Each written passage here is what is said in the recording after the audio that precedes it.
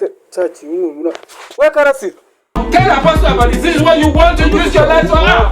Ucabora inyuma uruzi birimo kugira ngo bive kuntu bimeze wapi nabirenze boss wabwakeye amasaha saha uzibazigeze utari wabyo usika gatotsi umuntu agafata mani mu gitondo aje bitotsi so bundi birega filme by'urukoza so nibyo bituma urarya mutinze burugiramo wapi mani ibyo byihorera muniga ako wa muri umuntu wawe hiryo ngiyo ngo ngarazara cyane ngaraza kudusura mani araza no munsi se araza nibishimbo byashize mu nkoni njya mu dushyira bishimbo ataza kuzaza turana amasanya bwo na ubishiraho vava nanjye kandi itari tuzi muri dushe kugira ngo aze gusanga ibintu bimeze neza da naho undi se kugira ngo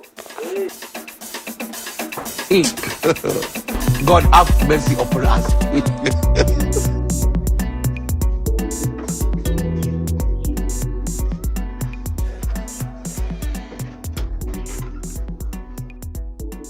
Simon.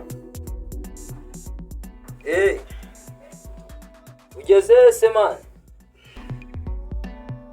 Wenyine nari bibanguka man. Naho ubundi we bangara.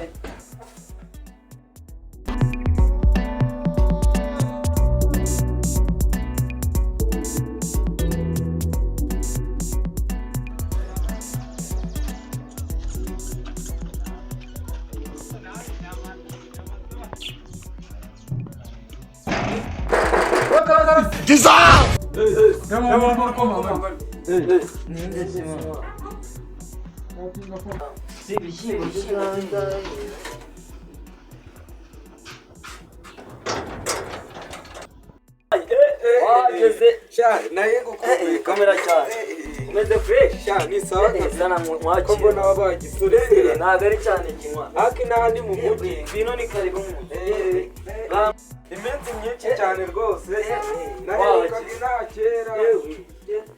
A few moments later.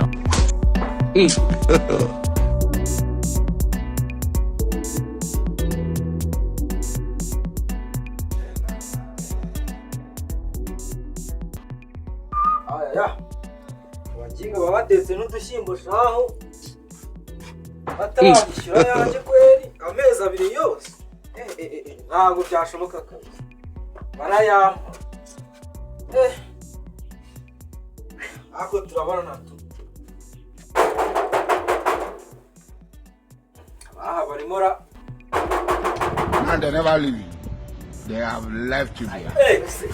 Igihe wahereye utabona amafaranga yanjye ugakinga nkazugakinga ubusi mufashe oya ntabwo mba nakinga kirabereza gishyira amafaranga y'inzu n'amezi abiri n'imezi ndandironde namwe musigaye iyi Kigali nagoye rero nkubwire wa muhungu ibintu ni bibiri urinjira mu nzu uzana amafaranga cyangwa se batumure bakure mu nzu kwanza wimbwira n'ibintu byose rero kugufura ingiye wekabe